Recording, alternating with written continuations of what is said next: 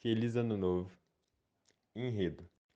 A história se passa no século XX, mais especificamente entre as décadas de 70 e 90, abordando um assalto domiciliar no Rio de Janeiro realizado por um grupo de 3 pessoas, Zequinha, Pereba e o protagonista, que falaremos mais tarde. Ao estarem em um apartamento assistindo TV, se veem entediados, sem comida e sem perspectivas. Por isso decidem na véspera do Ano Novo assaltarem uma casa qualquer de pessoas ricas. Após conseguirem um armamento de um certo colega que estavam esperando, partem em direção à residência em um Opala. Achando uma casa perfeita para o crime, entram e rendem todos que estavam na sala, roubando tudo que conseguem achar de valor, além de comer a comida da festa de Ano Novo que estava acontecendo na moradia. No decorrer do assalto, 4 pessoas da casa são mortas e uma menina é estuprada.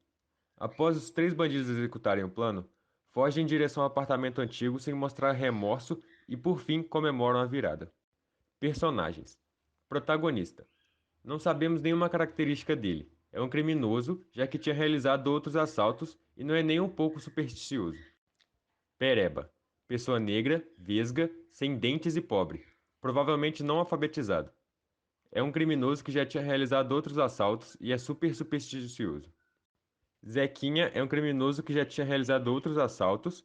Lambreta. Já realizaram diversos assaltos a bancos e era responsável pelo armamento. Dona Candinha, responsável por guardar as armas do Lambreta. Linguagem textual.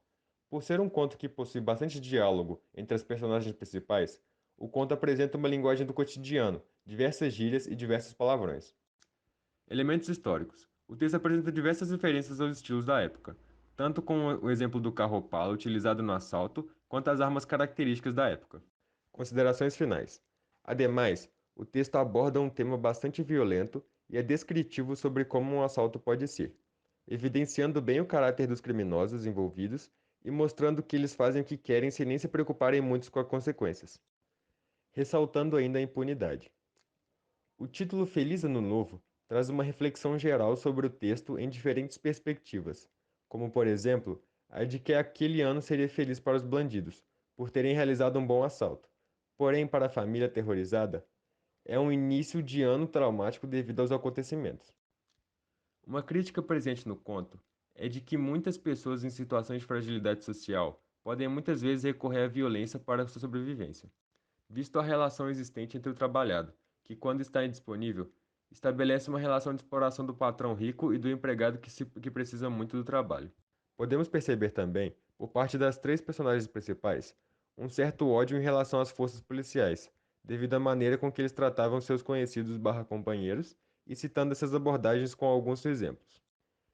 Esse ódio pelos policiais é de certa forma materializado na hora do assalto, quando eles realizam os disparos de escopeta no meio do peito de 2 rapazes que se encontravam na festa. Apesar deles não serem policiais, é citado no início do conto como o Zequinha teria uma vontade de matar o policial com um tiro de escopeta no meio do peito dele. Essa violência existente tanto por parte dos bandidos como por parte policial pode ser encontrada também na nossa sociedade e gera uma ideia deturpada do que poderia ser a instituição. O conto retrata fidedignamente a realidade de muitos brasileiros. Mesmo se passando nas décadas de 60 a 90, o conto ainda serve muito bem como uma visão de um mundo em que muitas vezes tentamos fingir não existir. Autor: José Rubem Fonseca, ou apenas Rubem Fonseca, nasceu em Juiz de Fora em 11 de maio de 1925 e se tornou um contista, romancista, ensaísta e roteirista brasileiro. Filho de portugueses transmontanos, imigrados para o Brasil, morou desde a infância no Rio de Janeiro. Foi casado por 42 anos com Thea Amaldi Comel, 1928-1997, e teve 3 filhos, Maria Beatriz, José Alberto e o cineasta José Henrique Fonseca. Formou-se em Ciências Jurídicas e Sociais na Faculdade Nacional de Direito da então Universidade do Brasil atual Universidade Federal do Rio de Janeiro, UFRJ. Em 31 de dezembro de 1952, iniciou sua carreira na polícia e destacou-se em psicologia. Por isso, em julho de 1954, recebeu uma licença para estudar e depois dar aulas nessa disciplina na Fundação Getúlio Vargas, no Rio de Janeiro. Tendo muito sucesso na organização, foi escolhido como mais 9 policiais cariocas para se aperfeiçoar nos Estados Unidos. entre setembro de 1953 e março de 1954. Aproveitou a oportunidade para estudar administração de empresas na New York University. Após sair da polícia, Rubem Fonseca trabalhou na Light até se dedicar integralmente à literatura. Rubem ficou famoso na segunda metade do século XX, por ter sido o precursor brasileiro e principal adepto na literatura brutalista, um dos subgêneros do romance policial. Também chamada de neorrealismo violento, utiliza-se de uma linguagem específica com figuras de autoridades, policiais, detetives e justiceiros, que são considerados os heróis que desvendam os crimes. E os assassinos e ladrões são libertos de toda a moralidade e alteridade. Sendo apoiador do golpe militar de 1954, foi um dos roteiristas mais contratados pelo Instituto de Pesquisas e Estudos Sociais, e mais tarde teria um dos seus livros mais importantes, Feliz Ano Novo, proibido de circular e de ser publicado após uma decisão do então ministro da Justiça, Armando Falcão. A alegação seria que a obra conteria matéria contrária à moral e aos bons costumes. As obras de Rubem Fonseca geralmente retratam de maneira crua a violência urbana, em um mundo de marginais, assassinos, prostitutas, miseráveis e delegados. A história através da ficção é também uma marca de Rubem Fonseca, como nos romances Agosto, seu livro mais famoso, em que retratou as conspirações que resultam no suicídio de Getúlio Vargas.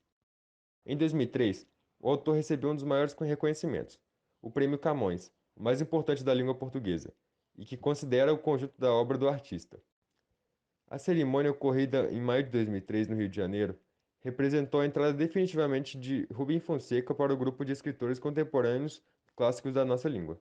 Rubem Fonseca morreu vítima de um infarto em seu apartamento, no bairro Leblon, no dia 15 de abril de 2020, deixando eternizada sua memória por meio de grandes obras apreciadas e estudadas até hoje.